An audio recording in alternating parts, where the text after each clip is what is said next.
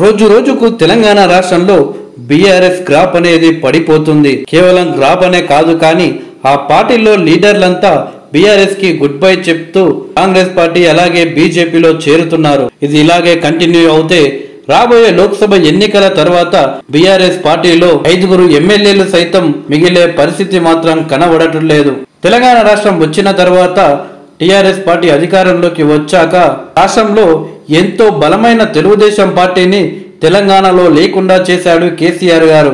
చంద్రబాబు లాంటి బలమైన రాజకీయ నాయకుడిని ఢీ కొట్టి కేవలం ఆంధ్రాకి పరిమితం చేయడంతో ఇక తెలంగాణలో కేసీఆర్ ని ఢీ కొట్టేవాడు లేరు అని అభిప్రాయానికి వచ్చారు కొందరు నేతలు. ఇక చంద్రబాబు నాయుడే కేసీఆర్ ని తట్టుకోలేకపోయాడు, మనమెంత అని చాలా మంది కీలక నాయకులు తెలుగుదేశం పార్టీ అలాగే కాంగ్రెస్ పార్టీ నుండి బీఆర్ఎస్ పార్టీలో చేరారు.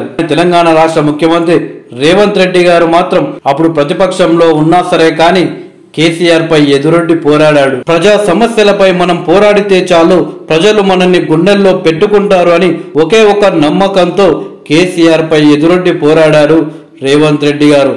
రేవంత్ రెడ్డి అనుకున్నట్లే ప్రజలు రేవంత్ రెడ్డి గారిని గుండెల్లో పెట్టుకొని మొన్న జరిగిన అసెంబ్లీ ఎన్నికల్లో బీఆర్ఎస్ పార్టీని ఓడించడం జరిగింది. 10 సంవత్సరాలు తెలంగాణ రాష్ట్రంలో ప్రతిపక్షమే లేకుండా కాంగ్రెస్ అలాగే తెలుగుదేశం పార్టీ నుండి నాయకులందరినీ బీఆర్ఎస్ పార్టీలో చేర్చుకోవడానికి కేసీఆర్ గారు చాలా ప్రయత్నాలు చేశారు. అలానే ఎమ్మెల్యేలనంతా బీఆర్ఎస్ పార్టీలో చేర్చుకున్నాడు కేసీఆర్ గారు.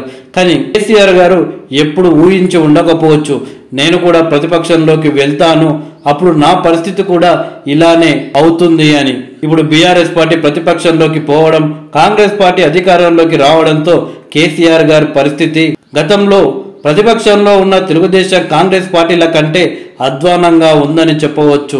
రోజు ఒక నాయకుడు పార్టీ నుండి బయటకు వెళ్లడం, లోక్సభ ఎన్నికల్లో పోటీ చేయండి అని లీడర్లను బ్రతిమలాడుకోవడం, ఏకంగా కొందరు లీడర్లు అయితే మాకు మన బీఆర్ఎస్ పార్టీ టికెటే వద్దు అని కేసీఆర్ కి తేల్చి చెప్పడంతో కేసీఆర్ గారికి ఏం అర్థం అవ్వడం లేదు.